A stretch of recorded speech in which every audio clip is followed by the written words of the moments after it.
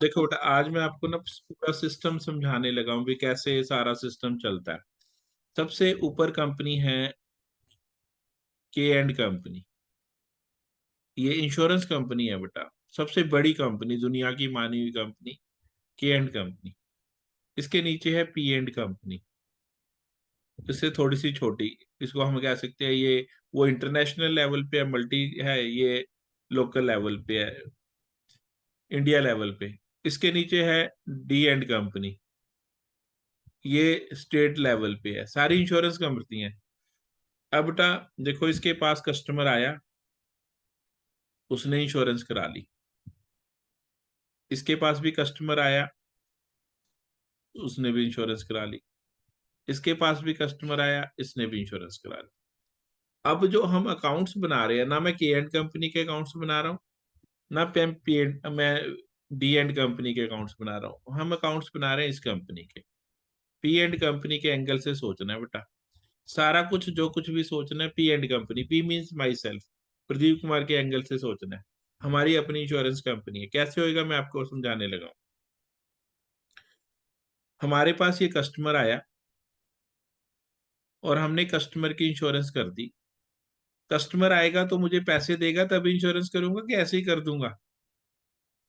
तो प्रीमियम पे करा, तो ये जो आएगा डायरेक्ट प्रीमियम आ रहा है मेरे पास। डायरेक्ट बिजनेस है ये मेरा, डायरेक्ट प्रीमियम आएगा मेरे पास। ये मेरी इनकम है। इसके पास भी डायरेक्ट प्रीमियम आ रहा है, इसके पास भी डायरेक्ट प्रीमियम आ रहा है। इस कंपनी ने क्या किया, रिस्क को कम करने के लिए मेरे से री इंश्योरेंस करा लिया।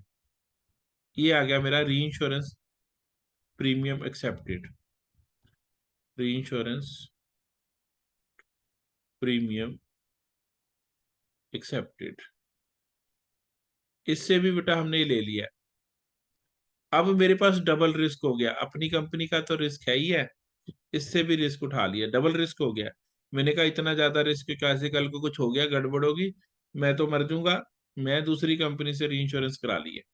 ये री इंश्योरेंस प्रीमियम पेड है। री इंश्योरेंस प्रीमियम सीडेड भी कह सकते हो, री इंश्योरेंस प्रीमियम पेड भी कह सकते हो। अगर कुछ ना लिखा हो तो री इंश्योरेंस प्रीमियम मीन्स यही वाला री इंश्योरेंस प्रीमियम होता है। और आई होप कि आपको यहाँ अब बेटा प्रीमियम का कंसेप्ट समझ आ गया। अब बेटा प्रीमियम के ऊपर ना कमीशन देना होता है आपको। मैं एक छोटी सी बात बताऊं, जितना भी प्रीमियम आता है उसके ऊपर हम कमीशन पे करते हैं। और कमीशन कैसे पे करना है बेटा, वेरी इजी।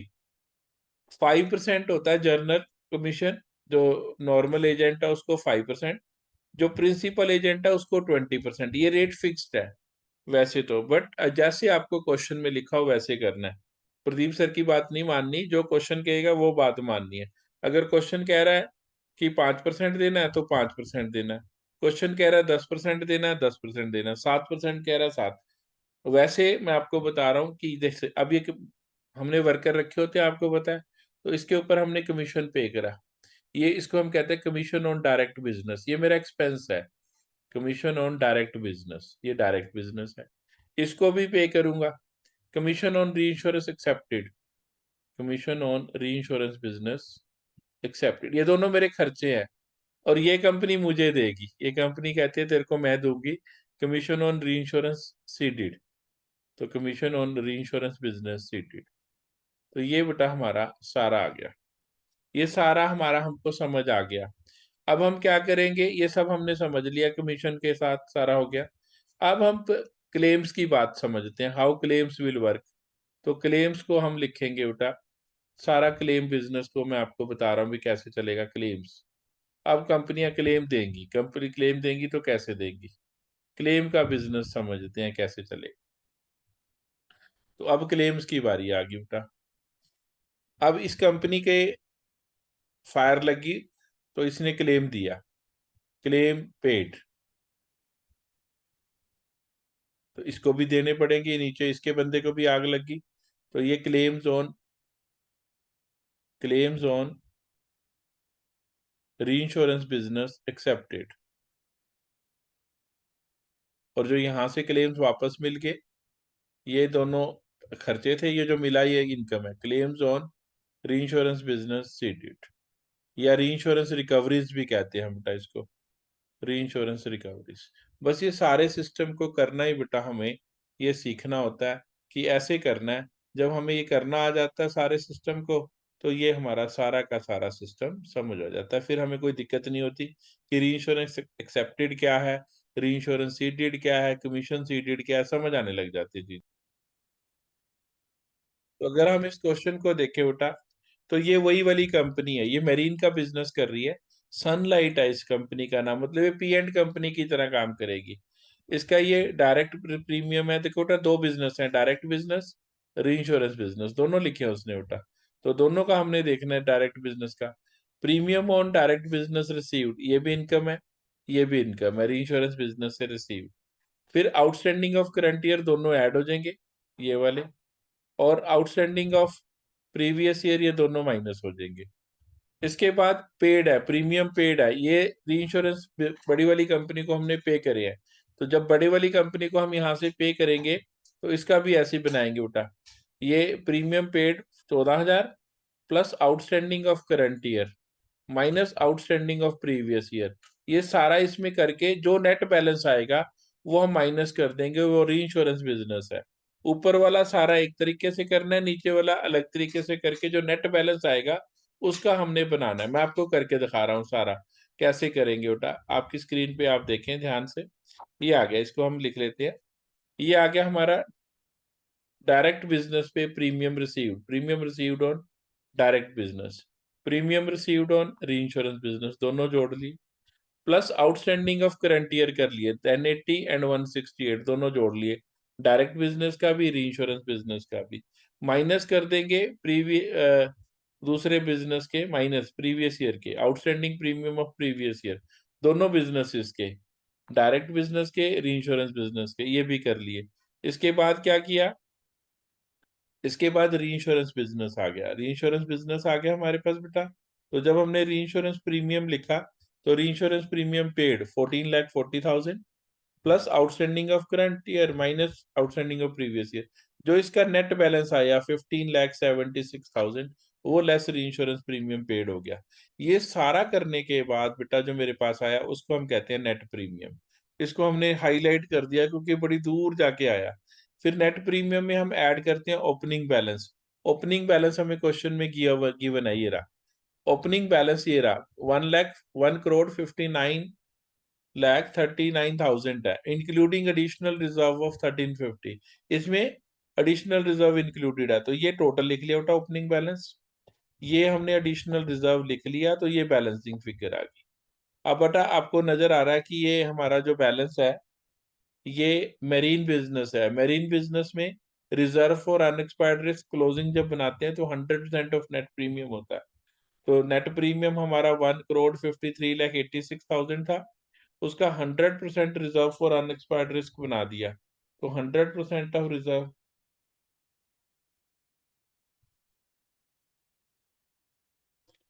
ठीक है। तो ये हमारे पास आ जाएगा बेटा, तो ये हमारे पास आ गया 1,53,86,000। इसमें बेटा अब उसने लिखा है एडिशनल रिजर्व भी बनाना है, एडिशनल रिजर्व के लिए लिख दिया है additional reserve is to maintain at 10% of net premium of the reserve. तो ये 15,83,000, जितना भी बनेगा इसका बना देंगे 10%, इसका 10% बना 15,38,600। तो ये प्लस कर दिया opening balance, closing balance minus कर दिया, और ये सारा करके हमारे पास जो बचेगा वो हम प्रीमियम अर्नड लिखेंगे, शेड्यूल 1 वो लिखेंगे, हमारा ये शेड्यूल 1 बना। ऐसे ही हमने शेड्यूल 2 बनाना है क्लेम्स का भी, क्लेम्स का भी हम इसी तरह ही बनाएंगे, पहले हमने 1 बना। अब बेटा क्लेम्स का भी वैसे ही करेंगे, claims paid on direct business 99 lakhs, ये गिवन है हमें, ये लिख लिया हमने। फिर claims on reinsurance business 750, ये भी हमने प्लस कर दिया इसमें। फिर आ गया outstanding claims of current year, outstanding claims of payable हैं जो डायरेक्ट बिजनेस के 10,50,000 और री इंश्योरेंस बिजनेस के 132। तो इसके बाद outstanding claims of previous year, ये 570 और री इंश्योरेंस बिजनेस के 75,000। तो इसके बाद बेटा क्लेम्स रिसीव्ड, 6 लाख के क्लेम्स रिसीव्ड है, रीइंश्योरेंस क्लेम्स रिसीव्ड 6 लाख। और outstanding of current year, outstanding of current year इसमें है 72,000 प्लस कर देंगे, और प्रीवियस ईयर के हैं 54,000 के, ये कर देंगे।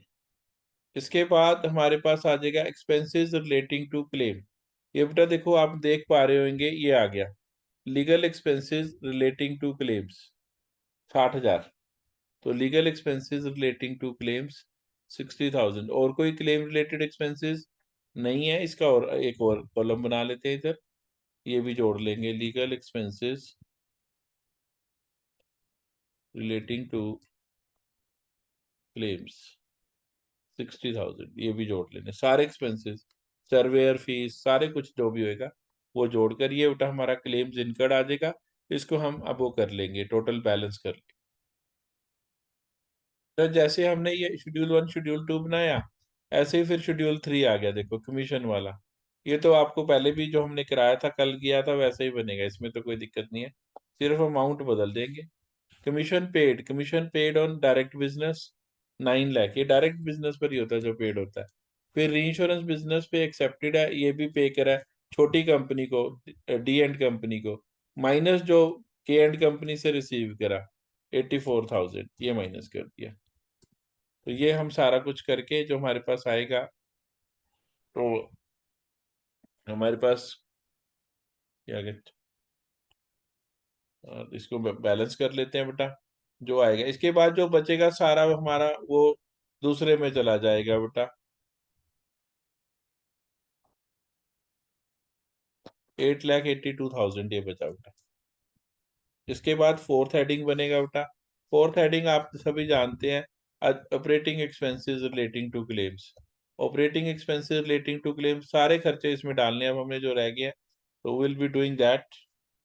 Operating expenses relating to claims में तो हम यहाँ पर ऊपर रख लेते हैं ताकि फटाफट से हम एक्सपेंसेस को डाल पाए। तो हम देख रहे हैं सबसे पहले है सैलरीज, हमने लिखना सैलरीज पेड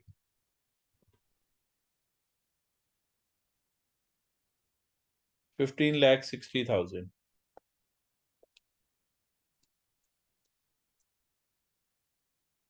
नेक्स्ट है हमारे पास rent rate and taxes, rent rates and taxes. Insurance नहीं करते, इंश्योरेंस तो इनका अपना बिजनेस है, इसलिए ये इंश्योरेंस किसी को देते नहीं है। अपने बिजनेस इंश्योरेंस का, अपना ही हमारा दवाइयों का बिजनेस हो तो फिर किसी से थोड़ा ना दवाई लेने जाते हैं, अपनी दुकान से ले आएंगे। प्रिंटिंग एंड स्टेशनरी,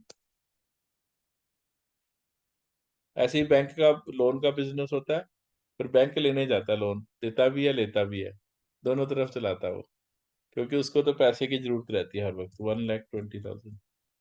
देन इसके बाद income tax paid, income tax paid हम बेटा ऊपर लिखेंगे जहां वो फॉर्मेट में जगह है इनकम टैक्स पेड की, इसके बाद लिखेंगे।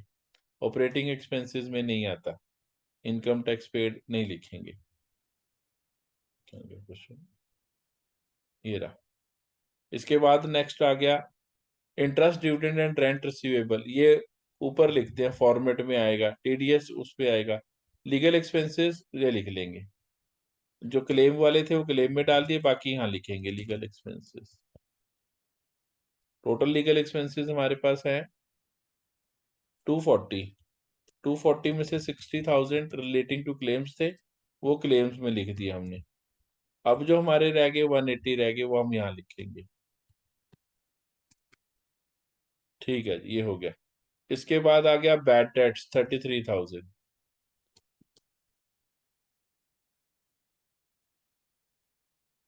This is 33,000। इसके बाद income tax refund, income tax refund other incomes में आता है, वो भी यहाँ पर नहीं आएगा। तो बस हम इसका टोटल कर लेंगे, और जो टोटल करके हमारे पास बचेगा balance, that is to be operating expenses. तो ये हमारा टोटल, बाकी तो आपने फिल करना है और ये पूरा बन जाएगा, पूरा आपका एग्जैक्ट आंसर आ जाएगा।